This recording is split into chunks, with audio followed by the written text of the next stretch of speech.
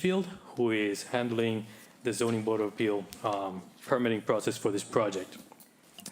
Okay, can I interrupt you just before you get started?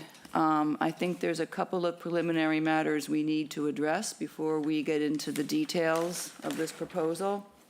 And they have to do with, well, let me just set some context, which is that we continually refer to the coastal bank in this project, but everybody who's been there knows that this coastal bank is very, very high and very steep. It is certainly not safe, and I would venture to say it's not really possible for people to traverse it on human foot. And that's relevant to a couple of the different aspects of this proposal. But one of the things I think we need to get out in front is the access easement issue, that there are adjoining properties, I'm not sure whether they're across Shore Road or where exactly they are, that were granted an access easement over the property some time ago. I think we heard that there were some conversations ongoing with an attorney representing them. And this is relevant to whether your clients, the homeowners, have the legal right to do this project in light of the easement rights that may be interfered with by doing the project. So before we get into those details, I'd like to see that issue brought forward and discussed. Is Bill Riley on the phone for them? Or? I don't know. Mr. Litchfield has his hand raised. Litchfield. Okay. Sorry, Bill Litchfield. Yes.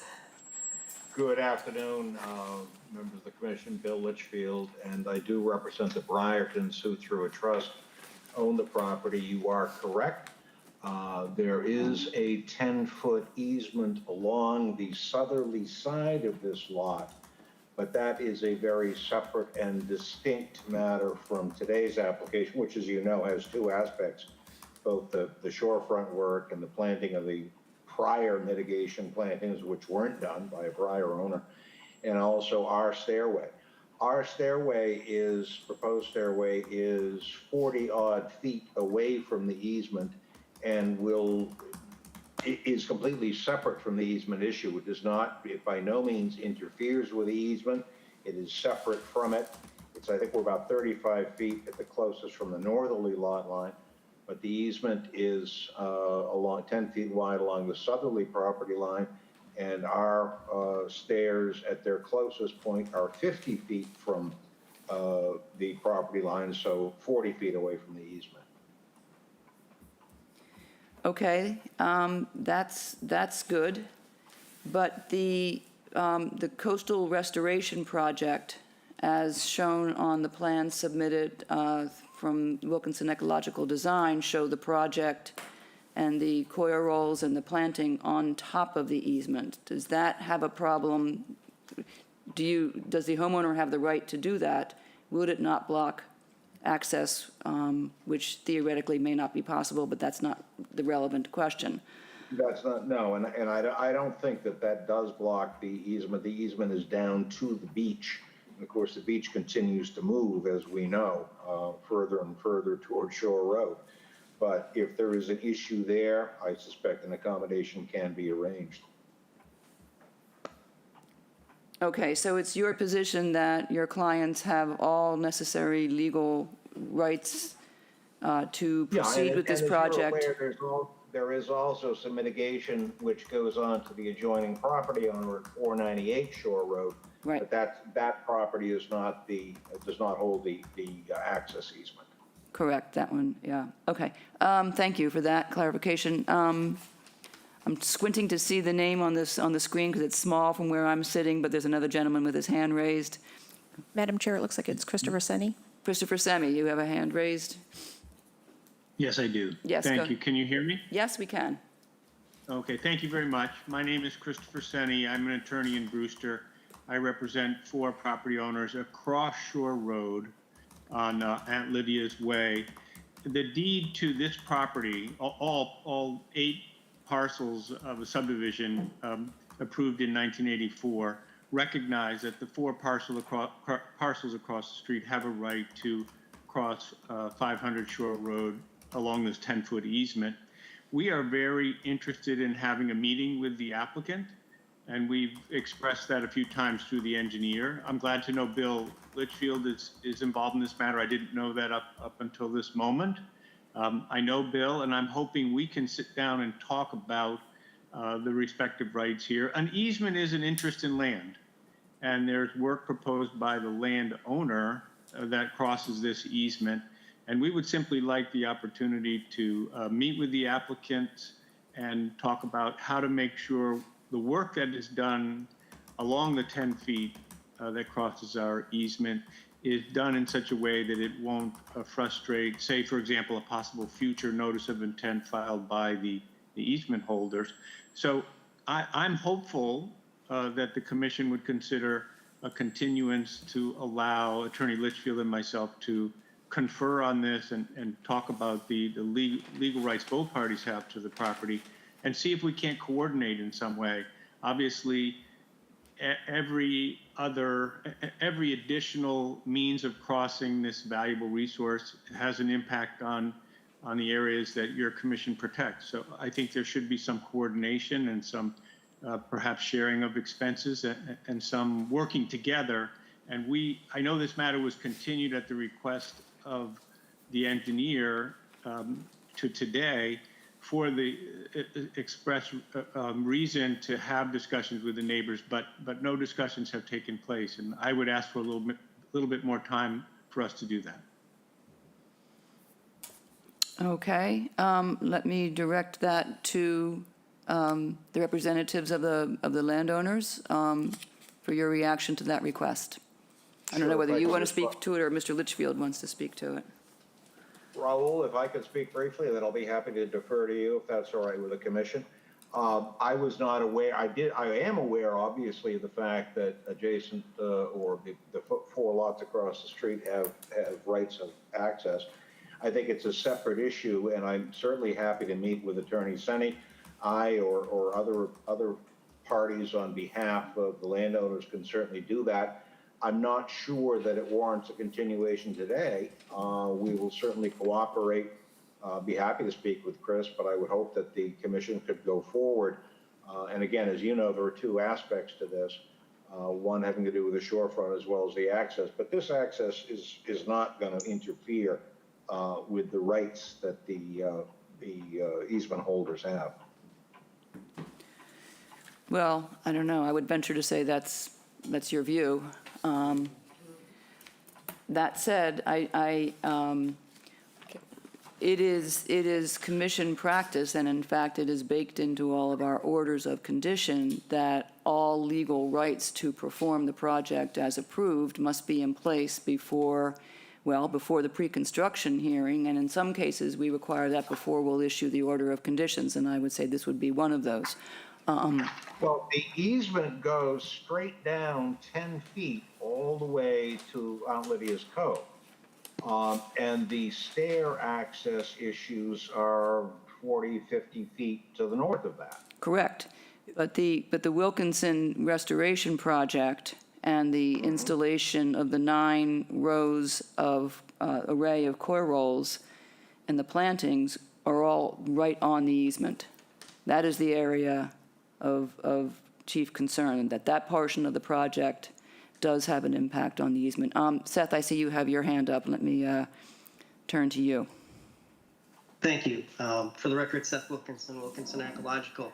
And just for a little context, we have installed many miles of these types of interventions throughout southeastern Massachusetts.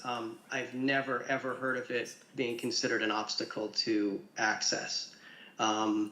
Everything is essentially below grade. So if anything, it would help access if you were trying to negotiate an otherwise very steep bank. It's going to, right now it's very soft running sand, a little beach grass growing, and these subsurface would provide more of a footing.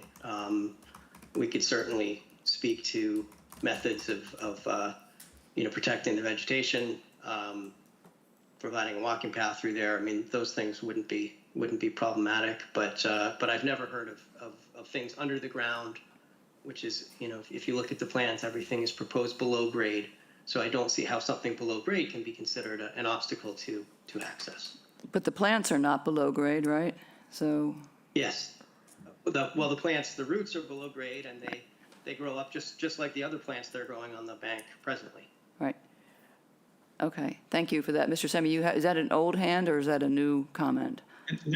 That's an old hand, but if I may, Madam Chair, Mr. Wilkinson generously mentioned perhaps a walking path.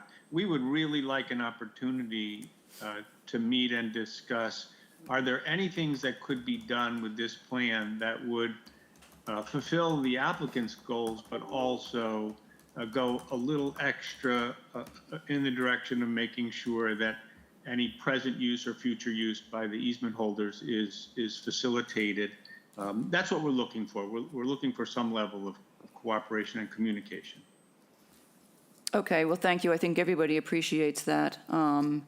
And I do think that, as I said, we will not issue an order of conditions unless we are convinced that all legal rights have been respected and the property owner has all the full rights to proceed with the project. That said, I'm not inclined to continue the whole thing because we have an opportunity today to get this underway. It's a complex project. We have a lot of questions about it. So I'd like to get started and dig into it. But rest assured that nothing will happen unless and until the parties come to an agreement and resolve the issue so that we are ready to issue an order. Thank you, Madam Chair. All right, and with that, Raul, I will go back to where you started as your presentation. Thank you for the opportunity. So yes, there's multiple tasks going on for this project. The homeowners recently bought the property in the existing conditions. There were some prior orders of conditions on the property, as it is at the top of a coastal bank, along the shores of Lydia's Cove. The resources are several. They're all coastal resources. There's land under the ocean, Lydia's Cove. There's a coastal beach. There's a coastal bank. There's land subject to coastal stone flowage, which is also a velocity zone. And the coastal bank, which goes even further up than the land subject to coastal stone flowage. So the applicant intended to work solely on his property by restoring the eroding coastal bank with the installation of a soft solution. It is a practice and an installation that's been happening all along the shores, along the Cape. It is preferred over some of those hard seawalls or revetment installations. It allows for vegetation to grow on top of them, and it also allows for some sacrificial sand to also contribute to the nourishment, natural nourishment of the beach.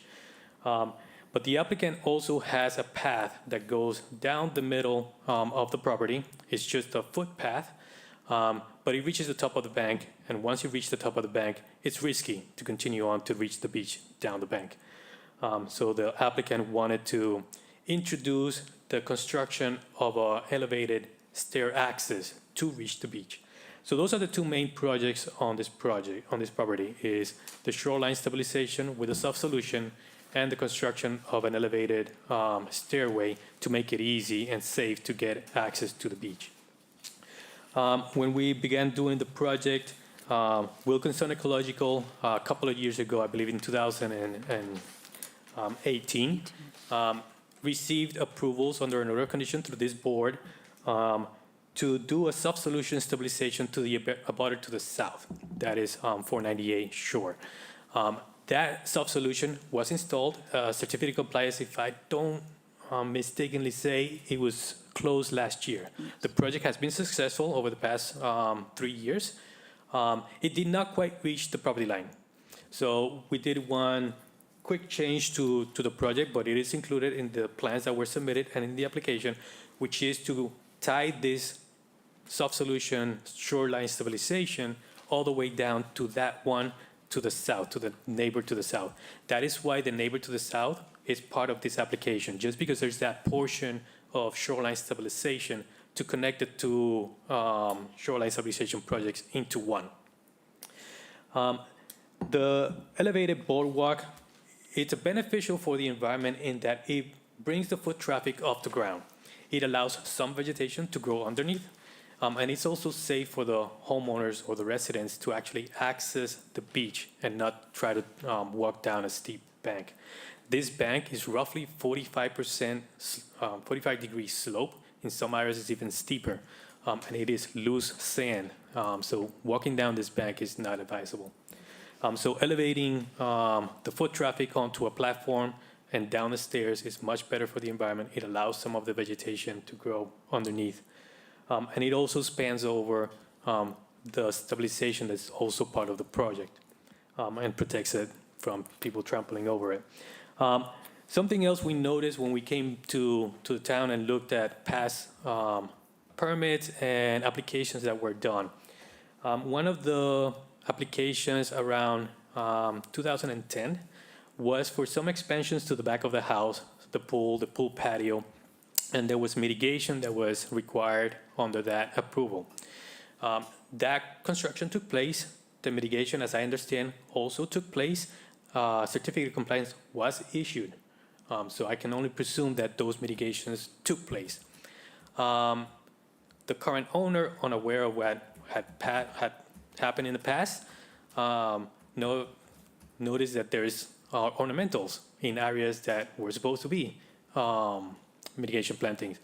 So the team at Wilkinson met with staff on site and reviewed a process of how to incorporate restoring that mitigation that was approved under a prior permit into this same permit.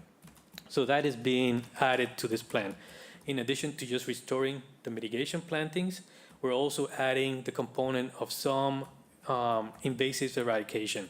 There are some vines that are growing onto the not as steep part of the bank, the part that is still vegetated.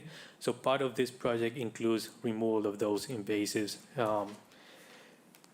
Then the rest of the project, which is practically just the shoreline stabilization, there's a section at the beach area that is affecting approximately 1,600 square feet of beach area. That's where the shoreline stabilization begins. And there's roughly another 130 square feet of width of coastal bank that is being worked on, all the way to the top of the steep portion of the coastal bank, much higher than the velocity zone.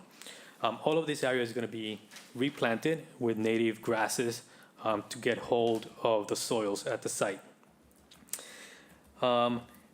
Just to get an idea of the property, the backyard outside of the pool area, the elevations are roughly 59 and 60. The beach is at elevation 6. It's a major drop. So for every approximately 12 feet in height drop, we need to have a landing. So this set of stairs does incorporate a bunch of landings just to allow for that resting spot. Something we're proposing to do towards the bottom of the stairs is a storage bin built off of the side of the last landing. That will allow the homeowner to just keep the beach chairs and umbrellas near the beach instead of having it to drag it all the way back up to the house. And then in the off season, they can just bring it all the way back to the house. Another idea that was incorporated to the stairs was a recommendation from the agent at the time when I met with them, was the introduction of that last section of the stairs to be removable. So that last portion, approximately 6-8 feet of stairs, it's a section that will be possible to lift it over onto the rest of the permanent stairs, so that that last section is not kind of subject to any storms that are reaching over the beach and to the toe of the bank. That's the main project, and I would like to pass it on to Seth if he has any more details that he wants to share with the commissioners about the self-solution. Thank you. Thank you very much. I think we should probably hold any questions until we've heard from Seth, so we can consider this as a one proposal. So, yes, Mr. Wilkinson. Thank you very much. Thank you, Raul. That was a great overview. I'd just like to share the image that was just part of our protocol, which does have the subject parcel just behind it. Some of you may recall we did restore the shoreline at 498, which is primarily what this image is showing. The very large downed oak tree had come down the slope of 500 Shore Road 6 or 7 years, and is still there. So this was the first of its kind intervention at the time. I had spent a number of months working with DEP, with staff at DEP, to be sure that they were comfortable with this project, not only at this site but with sites throughout. We've since installed quite a few of these since 2018 all over the Cape and Martha's Vineyard. And they're performing very well. This image is from last year. It looks even better now, but I figured you didn't need an image of current conditions. But that was taken just about 3.5 years after it was installed, because it was installed in the early fall of 2018. So the cobble reinforced marsh, which is sort of the first line of defense, has been very successful. It's a very diverse area, and it provides sort of a ballasted footing for the high marsh species. It's also a coastal adaptation strategy. We know that the seas are rising, and this is actually just above where we would expect to find a high marsh community. So the strategy is you're building up both the peat reserve as well as the root systems, which are a major component of peat. And there are high marsh species thriving even today at 498. Spikegrass is probably the dominant marsh species there. They don't require the regular tidal inundation, though the American beachgrass is thriving in particular because of that lack of tidal. That's usually what pushes beachgrass back out of the high sort of spring tide elevations.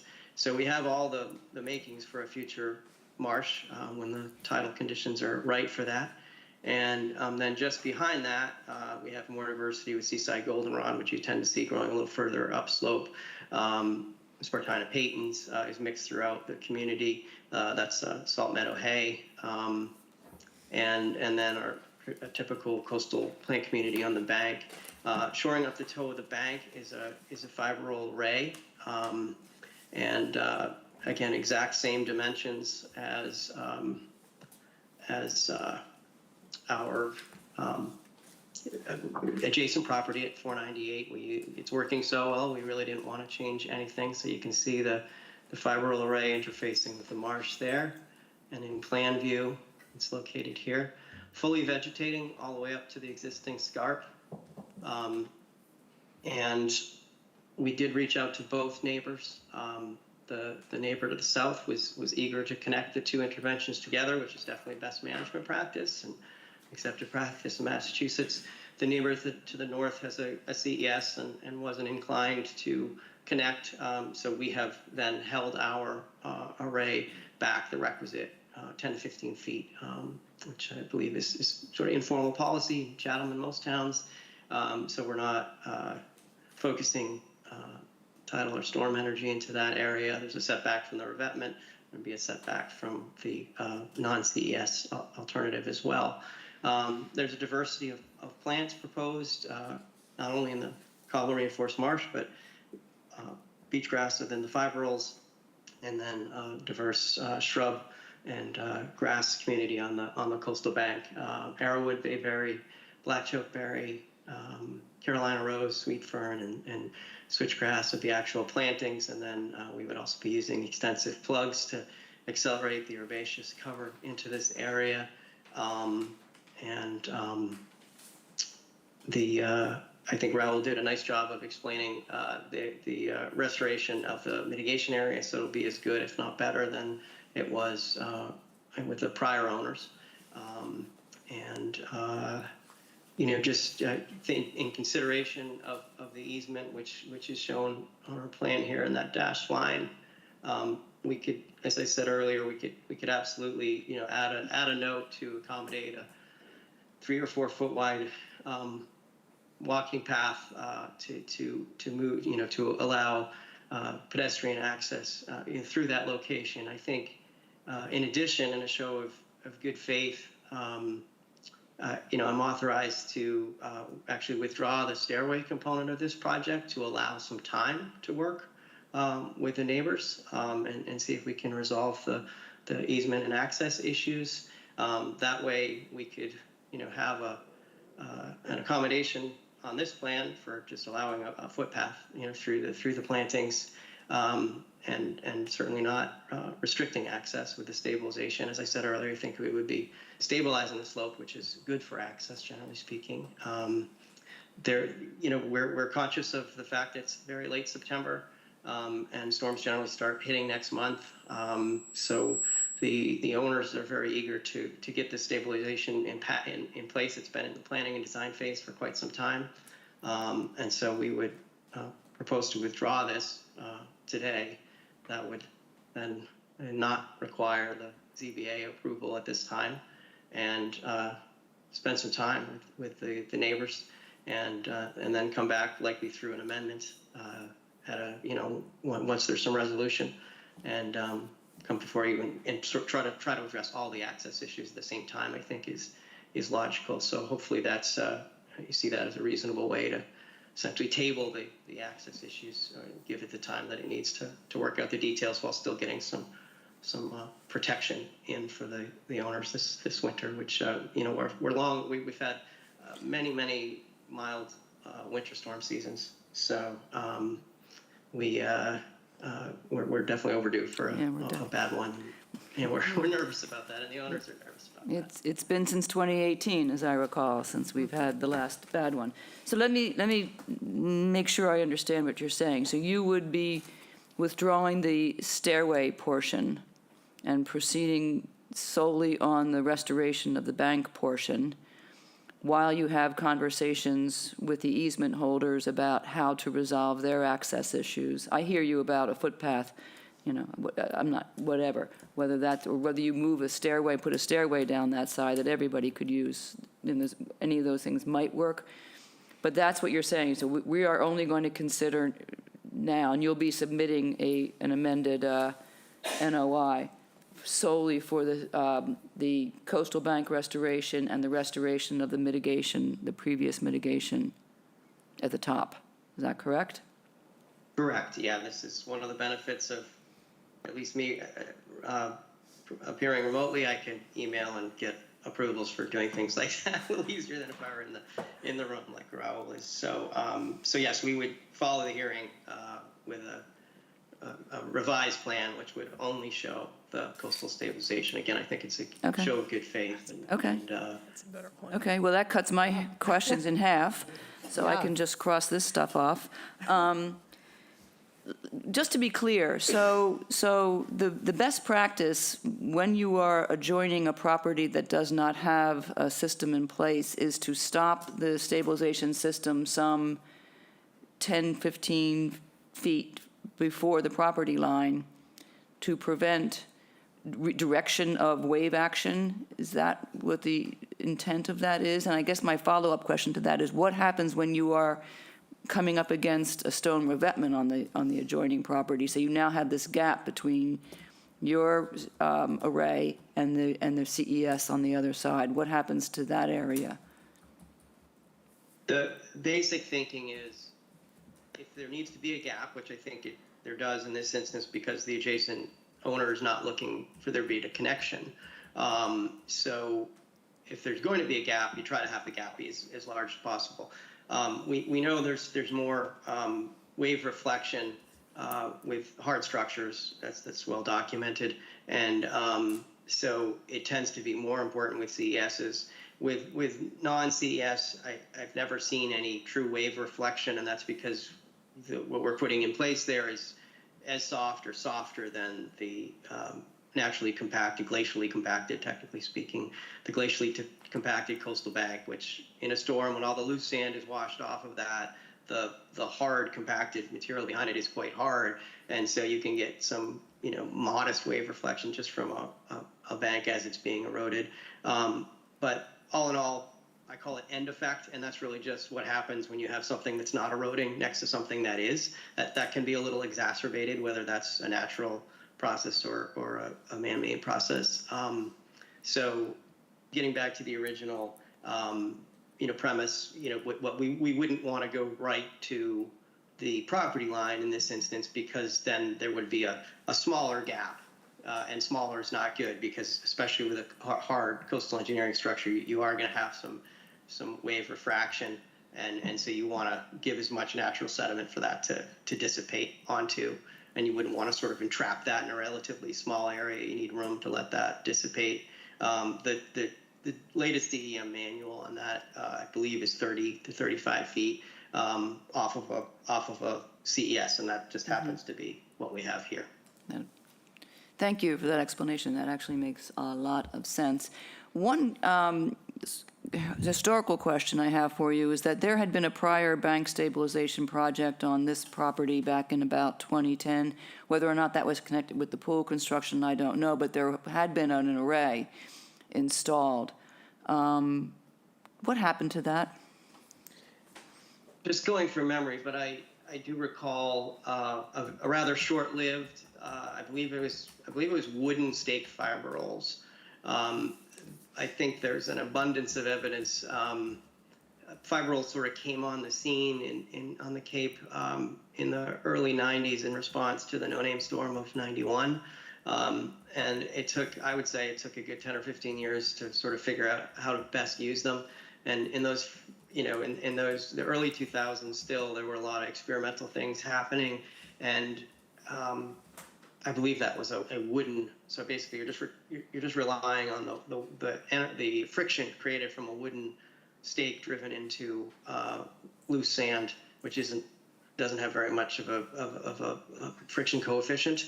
And so when these get challenged in storms, and as you know, before 2018, it was really quite stormy, especially between 2007 when the nearest inlet formed, and 2018, as you correctly referred to earlier. That was a very stormy time. The owners, I can tell you, having worked with them, the prior owners of 498, were very, very concerned about losing their home. And I think that was well justified given the short-term erosion rates that they were seeing. Fortunately, we've gotten those into a very reasonable place. And so that's the history that as I understand it, they were held together with wooden stakes, and that doesn't hold up in a significant storm event. So I believe it was a relatively short-lived intervention. Yeah, I did see photographs of the retrieval of bits and pieces of that. So one of the ways that this project, I noticed, differs from 498 is in the anchoring of the array. 498 called for helical anchors, and I wonder, this one refers to earth anchors. Is that, and what is the difference, and why are you going that way? There actually isn't a difference. Earth anchor is more the umbrella term. The actual image that we used, I can put it back on there. It's kind of difficult to tell the difference in a cross section, but we are actually showing the helical. Blow it up as much as I can. We're showing the helical detail, which is slightly different, has more of that screw head. I have no idea if you can see that. I can go really granular here. So we are actually proposing to do the same. We've just changed our language to earth anchors because people generally, it's a little bit more understandable. It's an anchor that's held into the earth. It's in response to getting a lot of questions of what's a helical anchor? Oh, okay. We're so used to seeing helical anchors that we went, what's this? Okay. You're ahead of the pack. Okay. All right. Thank you. Thank you for all that. With that, I'm going to open up to questions, since I'm not going to ask any stairway questions from other members of the commission. Karen, how about you? My questions dealt more with the stairway and the portable rinse station and the storage locker. So I do love seeing that this is plants and you're not putting a revetment and all of that. And I do love that you are restoring the mitigation that was previously put in and not cared for. So my questions pretty much were answered when Janet asked. Bob? Hi, Seth, how are you? Oh, I'm well, thanks. Yeah, the current mitigation along that wall looked like it was pruned, looks like it was topped. I think that's some viburnum maybe, some bayberry. The plants that will be replacing those, will they be short enough so that they won't have to be topped? The homeowner is probably looking for a view while they're in the pool, I'm thinking. And I'm seeing on the planting plan, more bayberry going in and even chokeberry, and I'm wondering why you selected those types of plants. Yes, thank you, Bob. Good questions. And that was actually, to give credit where credit is due. That Nikki did point that out and actually was recommending, rather than try to restore the shrubs that were pruned so low, to simply remove those and put something in that's lower growing.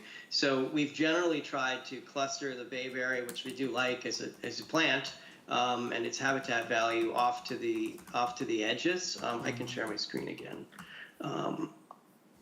As this comes up, you'll see. So we've got a cluster over on the side there at the southern end. And then we have a lot of, roses, and sweet fern, and those are smaller. And then we sort of preserve the bayberry and the black chokeberry again up here as well, in an attempt to help with that. There are some chokeberry along the side. Again, that's not really the primary view. We're trying to, trying to be able to see over that in the. So you think there's enough of a window then, where the low plants will be? Yes, that was absolutely recommended by Nikki and considered through the through the design of this project. Okay, and the other thing was, I don't see any plants below I know the stairway is something that we're going to talk about later, but I don't see any plants planted below the stairway or underneath the stairway, considering that's a very, very steep bank and it's very densely vegetated right now. Is there any way to get some plugs or something underneath a future stairway? Certainly. And again, just referring you to the plan. So this green hatching is meant to correspond with the planting program over here. When we're dealing with natural areas, we don't usually show where each individual plant's going. We give the quantity, sizes, Latin names, all that good stuff. And we certainly spec them based on a tight coverage throughout the coastal bank. But we like to give our environmental technicians the latitude to sort of put the plants where they make sense on the ground, rather than because you don't pick up every little contour and site characteristic on a typical survey. So the less vegetated we felt was in this area, and this area above was pretty well vegetated. I think when we come back with the stairway, we could absolutely talk about underplanting if that's necessary in there, but we had proposed the underplanting, throughout this location, if that makes sense. Okay, so you'll consider it when you do plant it the next time. Absolutely. Okay, and yeah, it would be nice to see one stairway, along that bank rather than two. So I think it's a good idea that you do, replan and hopefully the neighbors can come together so there's just one stairway down that easement section.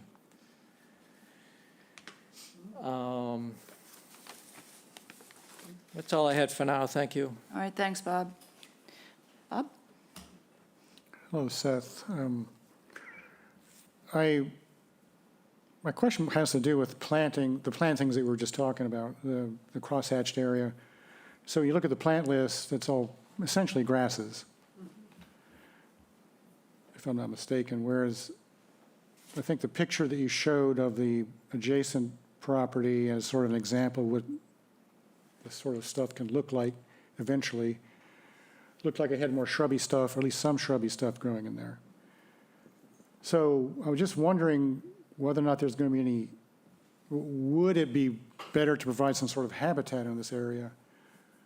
And an adjacent question to that, and while you're thinking about it, is are there any trees coming out? And what's the nature of the vegetation that's being removed for where the grasses are going to go in? Great questions, as usual. We actually used a different spec for the, I'll just blow that up as much as I can get it, for the area on the slope. And similar, again, similar spec to what was used next door. There are 50 bayberry proposed to give some of that woody structure on the bank that has done so well.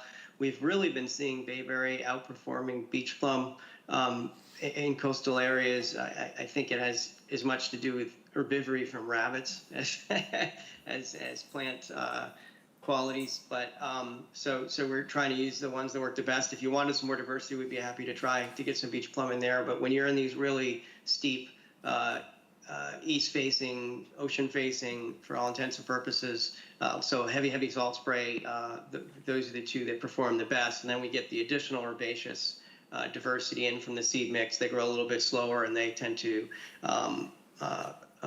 colonize the area quite well over that first 3-year process, as we saw it at number 498. So, so you're correct that there's bayberry proposed, and then I should say you're correct in that this at the top does refer to the mitigation area, and we just felt it was best to keep those separate since they're sort of two separate areas. But the 50 bayberry refers to the bank resource area planting here, to be clear. Okay, that isn't obvious to me, so. Yeah, and as to the trees, the bank right now is completely eroded. There's no standing trees on the bank. So the planting on the bank itself is not removing any trees.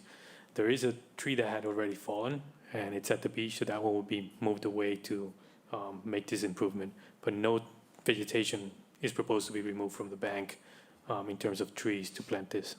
No trees being removed as a result of the project anywhere. Is that what I'm hearing? Right. We're not proposing to remove trees. Okay. So back to you, Seth. So I guess I'm still confused. I'm looking at your shading on your map. There's the dark green, and then there's the sort of the light green shading.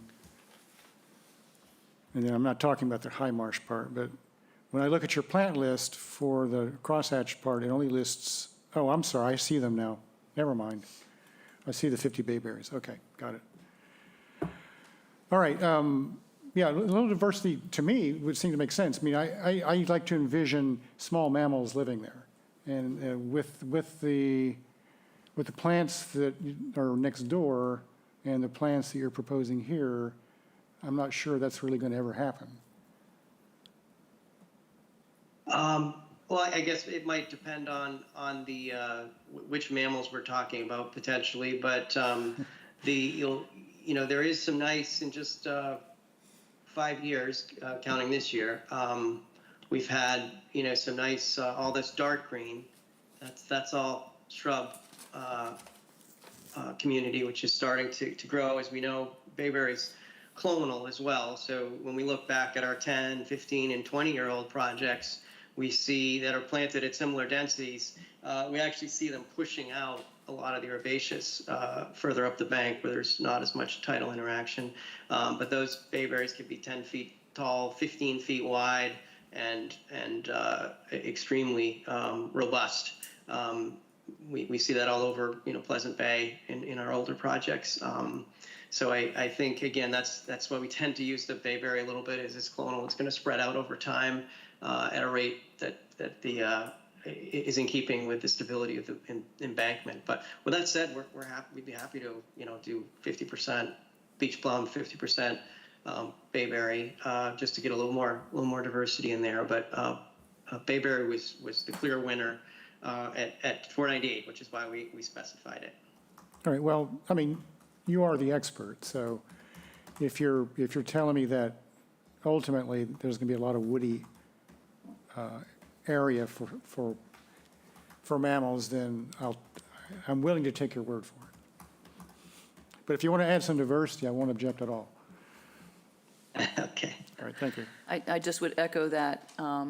Sometimes these projects end up looking a little bit like monocultures, and we want to avoid that. But if I too will accede to the experience that says that the bayberries are outperforming beach plums, and let your people select what is most appropriate, so long as it has some diversity on that bank to provide some sort of habitat.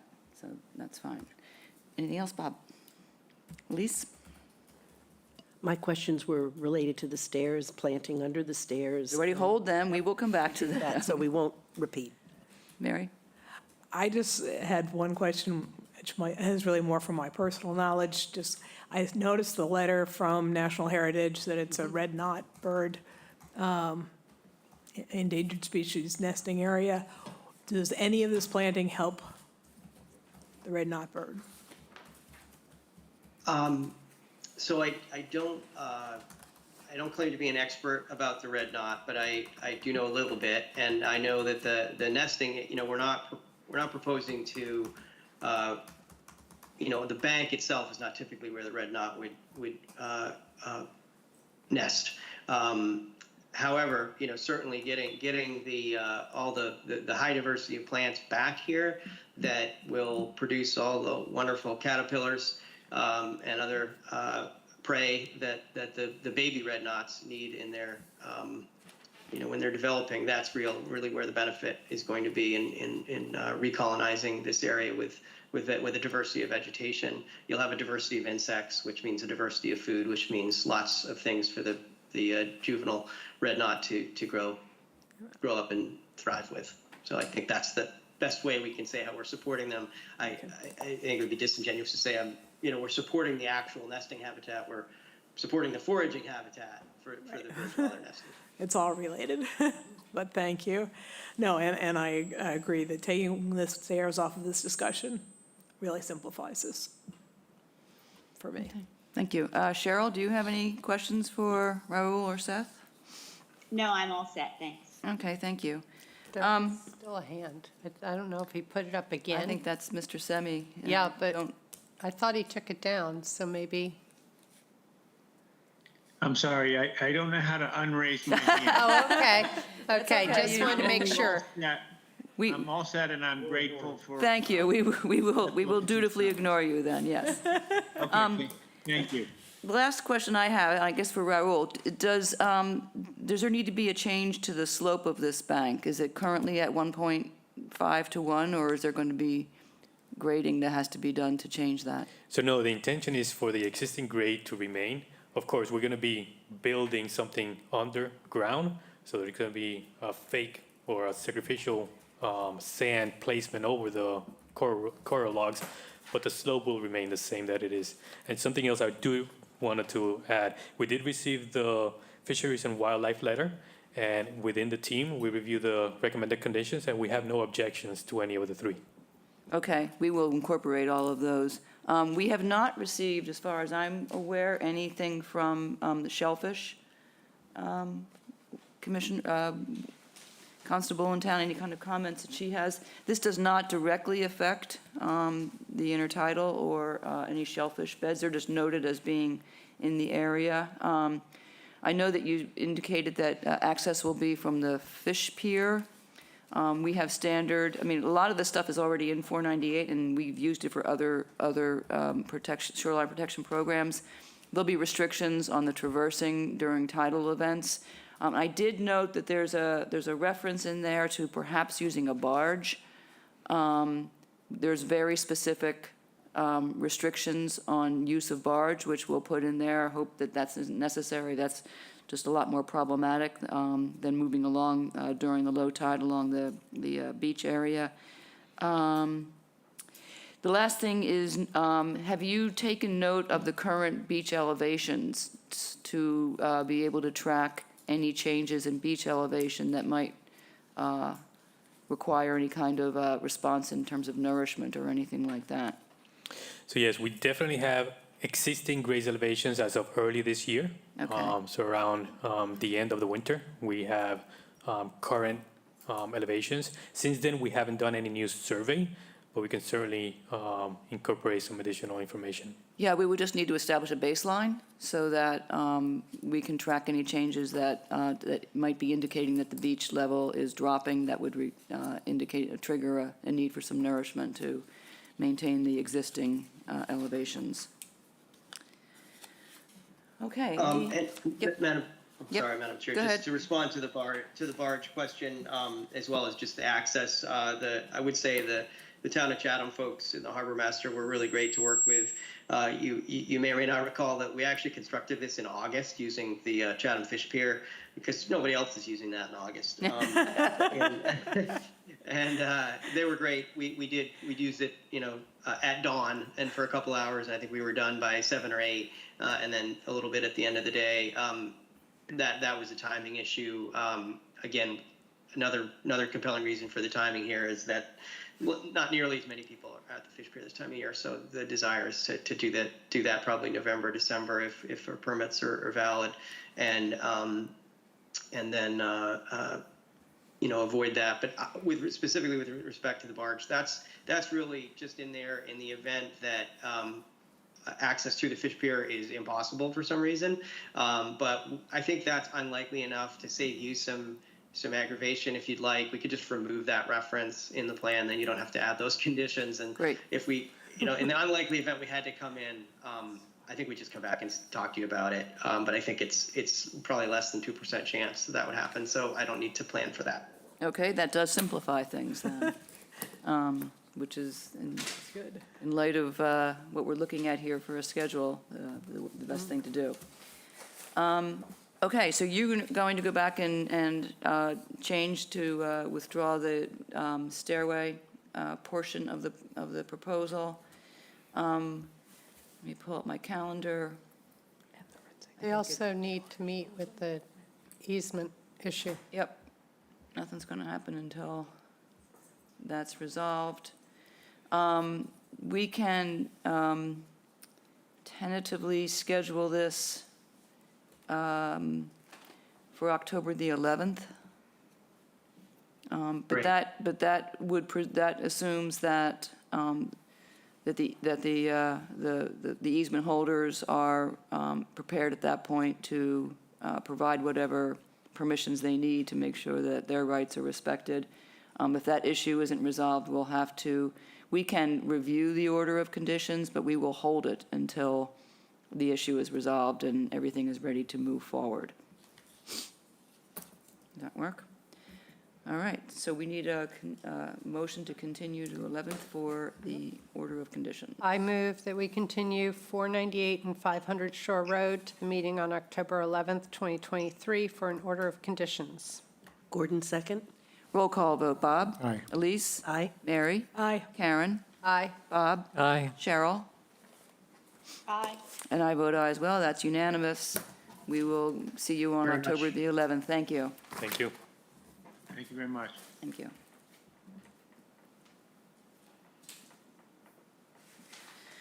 Okay.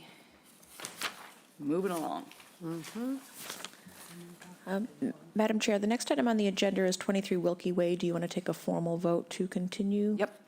So 23 Wilkie Way, William Riley, map 17D, parcel 9F10. A DEP file number does not appear to have been issued yet. Removal of invasive plants, new planting, new gravel infiltration strips at residence and garage, new bark mulch path, expanded crushed shell driveway, and new walkway and steps, and new fencing. The applicant, again, has requested a continuance to the October 4th, 2023 meeting. I move that we continue 23 Wilkie Way to the meeting on October 4th, 2023. Gordon, second. Roll call vote. Bob? Aye. Elise? Aye. Mary? Aye. Karen? Aye. Bob? Aye. Cheryl? Aye. And I vote aye. That's unanimous. That's continued. Okay, Okay. moving on. Our next item is a notice of intent for 486 Shore Road by 486 Shore Road LLC. Map 16F, parcel A7, DEP file number SE 10-3643 for the demolition of an existing single-family dwelling and construction of a new dwelling within the buffer zone to a coastal bank. Okay, hello?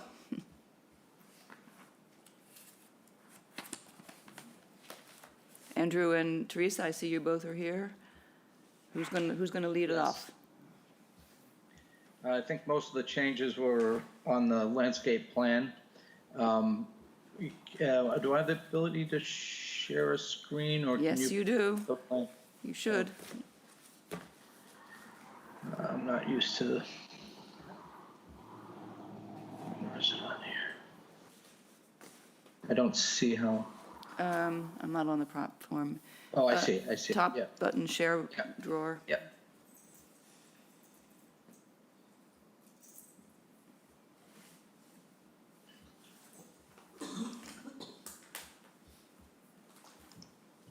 Oh, there we go. You have it? Yep, we can see it. Okay. So I was asked in the last hearing to reduce patio space, so I had done that by trimming off. It was rounded out this way before, so it got trimmed back, and I trimmed out this section in here as well. And I'm trying to recall, I'm sorry, because I didn't realize this hearing was going on, and I just saw an email, so I'm not as prepared as I normally would be. But I think that's all that I was asked for. I have David Clark's. To reduce that? Teresa's. I don't have Andrew's. Yeah, we're also sort of struggling a bit here. We have updated plans from Clark Engineering and from Blue Flax. I don't have a digital copy, and I'm asking my colleague here if she has a paper copy of the updated landscape plan. We don't. Landscape, no, that's the mitigation. So we don't have this. Well, that's a problem, isn't it? Yeah, I don't know why that wasn't forwarded to you, because I don't do the filing part. Okay. But we do have, we do have the mitigation and restoration planting plan. And the site plan does show the changes to the various patio areas Okay.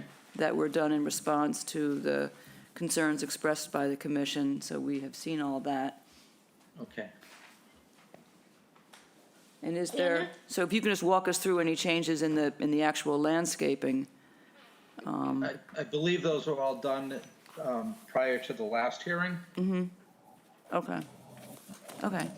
All right. Teresa, you have your hand up? Do you Hi, good afternoon. Teresa Sprague with Blue Flax Design. I just wanted to state that the plan that we submitted, the updated restoration mitigation plan shows the new patio layout. Nothing has changed in the mitigation plan at all from the previous. I think in the previous plan, the patio to the south with the fire pit area had been reduced in order to save that Kwanzaa cherry tree. That continues to be shown on our updated plan. The only change to this plan is the change that Andrew just pointed out. The patio size on the north portion of the patio was reduced. It was squared off.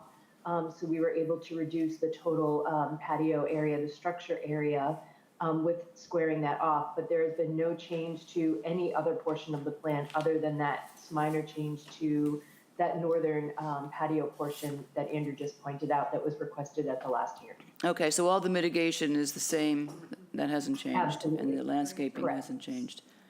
Okay. Correct. The one thing we'll need then from David will be the updated coverage calculations, to reflect, are they on there? This is the new one?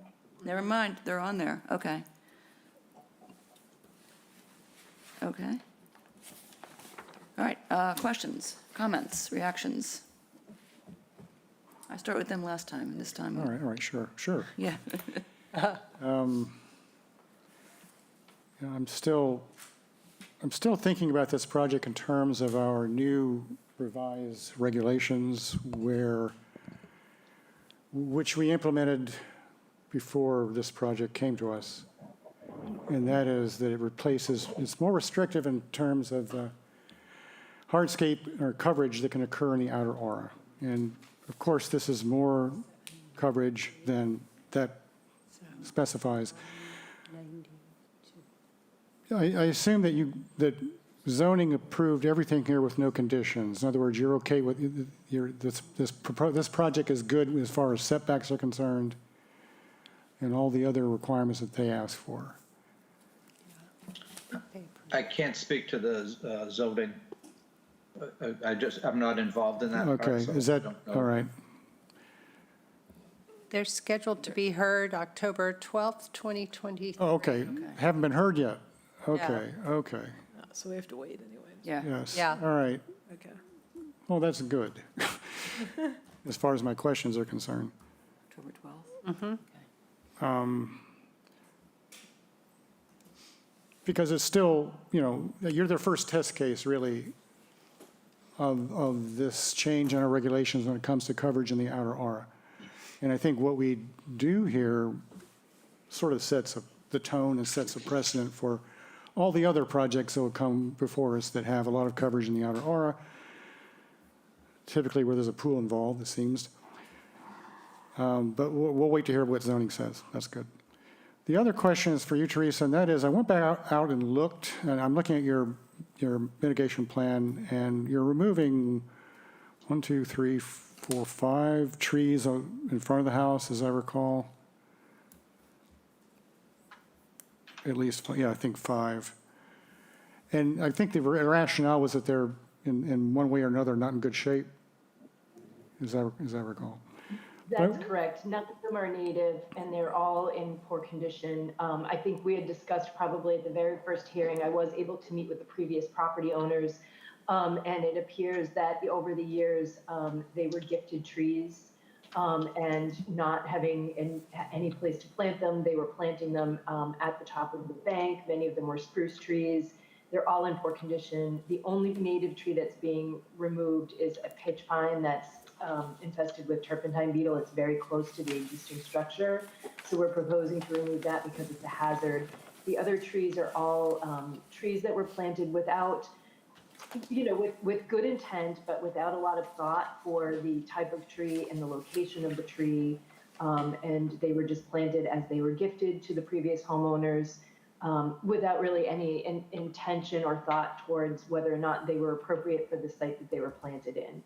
So they are in poor condition. They are non-native. We are proposing to remove those and then, of course, replant native trees in their place. Yeah, okay. Yeah, I couldn't tell the species, but they look, some of them look pretty good shape to me, but you're the expert on that. There may be 1 or 2, small like Alberta spruce type tree shrubs that you could look at and think, oh, they're in good shape from the exterior. And then if you were to, as happens with these plants, if you were to kind of look in and peer into the interior, they're just completely dead on the inside. All right. I just always get, I always react whenever I see very large trees being taken out, even if they're not native. And so that's the way it struck me. Understood. And that's why we worked so hard to save that Kwanzan cherry on the south property line, because that is a large tree. It is non-native, but it actually is in good health. So that's why we had worked at the previous hearing to change the patio layout so that we could save that particular tree on the southern property line. Right, understood. Yeah, it is a beautiful specimen. Mm-hmm. All right. I did notice next to that Kwanzan cherry, there's a stake that has an orange tag on it, says wall, right next to it. And I just wanted to make sure that that's... It's an older stake. If it's next to the cherry, it's an older stake. Okay. Yeah, we reduced the patio significantly in that area to preserve it from the first hearing. Got it, okay. Yeah, I wasn't here at the first hearing. That's where I'm still playing catch up, so, all right. Yeah. All right, I think that's all I have. Thank you. Thank you, Bob. Elise? All set? Mary? All set. Set? Cheryl? I'm good. Okay, thank you. So yes, we're going to wait. I know that the zoning board had some significant issues previously in the initial hearing with this. So we'll wait and see what they say to make sure that they're approving. That said, we will start the process of preparing the order of conditions. One thing we will need from you, to Bob's good point about the new regulations, limit coverage in the outer aura to 35% without a variance. So I know you've done some good work in reducing the coverage, but it still exceeds the limit. So you will need to request a variance and provide us with an alternatives analysis so that we can incorporate that into our decision. And there is a hand up in the room, so I'm going to allow the lady to come up and please go to the podium.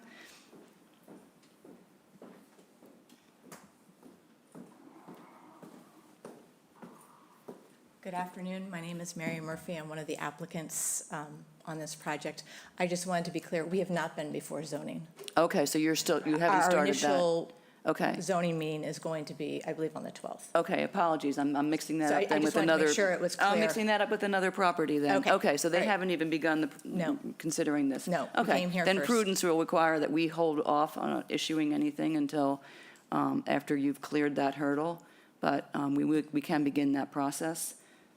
So you have some time to get in the variance documents. So that would take us, the next hearing after the ZBA hearing on the 12th would be the 25th. Okay. I move that we can. Could I Oh, Yeah. sorry. have a couple of questions? Oh, did I not? Oh, I'm aside. See, I started. But that's okay. Very sorry, Bob. That's all right. See, when I'm trying to go back and forth, I forget where I've started. Just a couple of Yes. quick questions. Teresa, the spruce that we talked about before near the dwarf Alberta spruce that was in good shape, that was going to be retained, correct? I did not make a note to that effect. The Alberta spruce, I'll have to look up the exact location of that particular tree. I don't think it's marked on the plan. Do you remember we talked about it, though? I do, yes. Yeah, it's in good shape. Okay, But as long as you can protect it. yes, we can protect the Alberta spruce. Not the Alberta spruce, there was like a small white spruce close to that. Oh, that's correct. Okay, yes, If we could protect that, that would be wonderful, okay? okay. Yep. I'll make a note and add a note to the plan. Yeah, and then Andrew, the drip irrigation, our regulations request that no additional new irrigation be added. And you said something about adding drip irrigation. Could you talk about that, please? Yeah, well, I would think that they would want to have some drip irrigation around the foundation of the house for keeping the plants alive. So everything's going to get torn up with the demolition of the house. So when you say new, currently there's irrigation in the lawn and everywhere on the property. So is there an objection to having drip irrigation in the planting beds? So there is existing drip as well in the foundation planting? I don't know if there's existing drip. There's existing overhead irrigation on the site.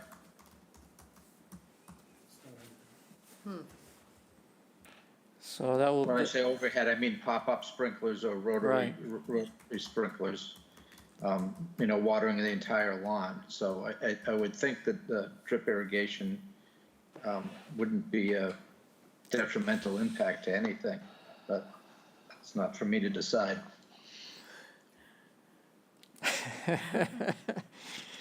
Right, question? Just to follow up on Bob's question, are there water pipes under the ground?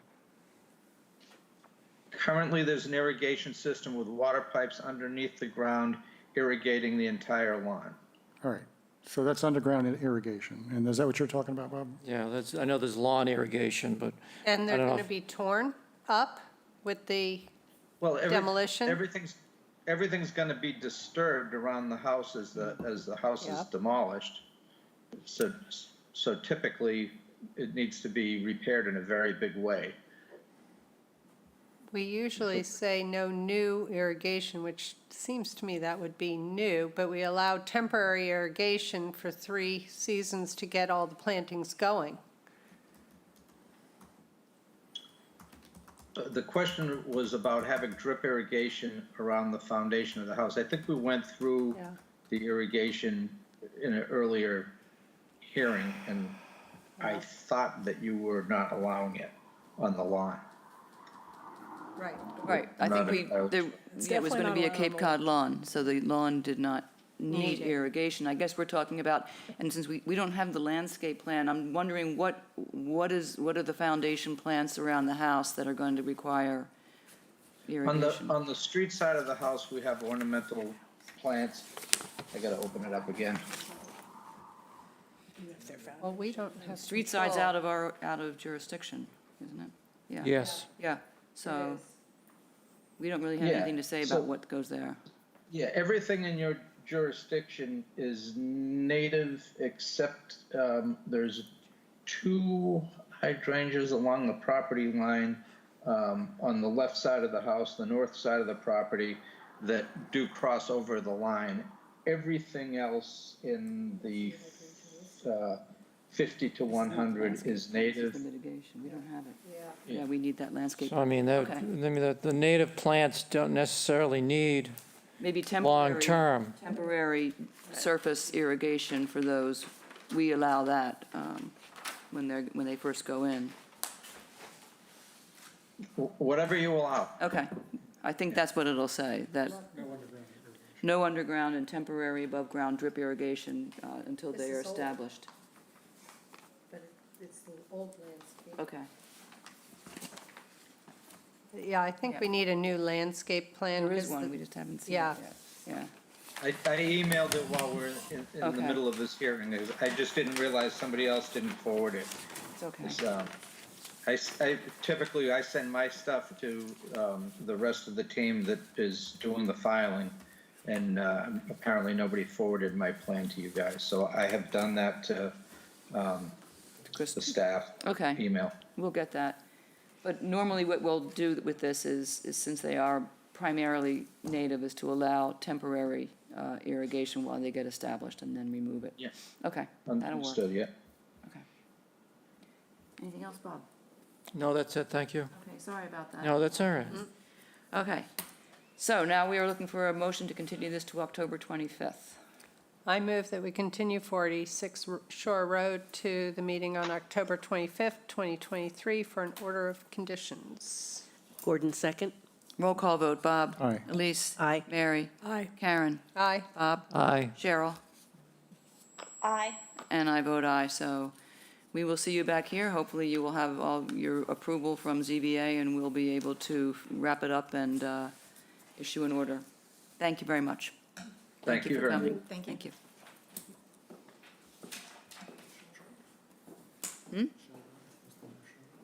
I don't know. Yeah, Let's continue the last 2 and then we'll come back and circle back and see if we have anybody here for that. Doesn't look like it. Doesn't look like it. So the next items on the agenda are related to enforcement orders. Both have requested a continuance. One is for 65 Geranium Drive, Elaine E. Dixon, map 8D, parcel 16-R2A, unauthorized removal and topping of trees in the resource area. And again, there's been a request to continue this to the October 11th, 2023 meeting. I think we can do these 2 together. Yep. Okay, and then 77 Geranium Drive, the Lawrence P. Capodalupo Revocable Trust, map 8D, parcel 17-R2, unauthorized removal of and topping of trees in the resource area. And again, request to continue until October 11th, 2023. I move that we continue 65 and 77 Geranium Drive to the meeting on October 11th, 2023. Gordon, second. Roll call vote, Bob. Aye. Elise. Aye. Mary. Aye. Karen. Aye. Bob. Aye. Cheryl. Aye. And I vote aye. Oh, we have minutes. There are minutes. Want to check on Shell? Yeah, let's see what's going, Crystal, were you able to reach out and connect to Mr. McKay at 63 Shell Drive? No, I left a message. Okay. Okay. Well, let's continue it for a week and hope that, get to him and ask him. We need to have a conversation with him. I'm not sure it makes sense to bring him in to tell him that the field change is not appropriate for this change. But I'm not sure how far to go with this when he's not here. Can Crystal reach out? Yeah. Crystal, And let him know. understand the concern that we're not inclined to let this go forward as a field change because it's too substantial and it's also in a mitigation area. So can you reach out to him tomorrow? Hopefully he calls you back and let him know that and that he needs to submit this as a request for an amendment. Should we continue it to the 11th, just to be safe? Yeah, and we'll continue this to October 11th as a status check at that point to see whether he's willing to submit a request for an amendment or just withdraw this and not pursue it. Up to him. He did have I'll call him again tomorrow. Okay. Thank you. he did have an email address on that letter too, if she wanted to try reaching out that Yeah, way. we can try that too. And I did have a concern about 14 trees that are marked to be removed. So maybe that can be a question as well on, that Crystal could ask him. Okay. Also maybe a field trip. I move that we continue 63 Shell Drive to the meeting on October 11th, 2023. Oh, we lost teams. Oh, we were so close. We had 4 times last time. Yeah. Yeah. But when I watched the tape, must have been edited because you didn't get that sense. Yeah. We kept halting and not knowing where we had lost it, and I was like, oh, thank you. Of course, we're Yeah, not doing it. no. I know. Yes, I remember, because I was on the other end of it. It was like, Yeah, you messaged me. at Oh, one so point, you're "We've out, lost you're the one who, getting cut off. I'm like, Where did everybody go? because it would like drop like At one point, I had a mid-sentence. message, we've lost you, Yeah. but we had figured that out by then. Oh, there's Cheryl. Oh, we're coming back on.